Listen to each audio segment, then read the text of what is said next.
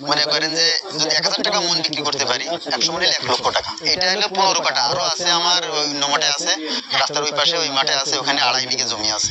ওখানেও কি ফলন একই রকম? হ্যাঁ, ওখানেও কেবল ওইটা এরকম হয়েছে, এত বড় হয় নাই, কিন্তু ওইটা আরো ফলন আরো বেশি হবে।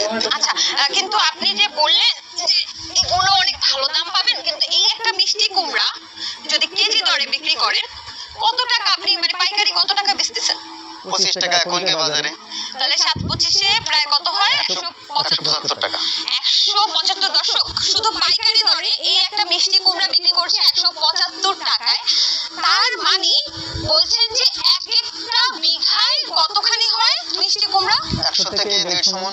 তাহলে আর ক্যালকুলেশনে যাচ্ছে না, কারণ এখন ক্যালকুলেটর হিসাবের খাতা নিয়ে বসতে হবে নাকি? জি।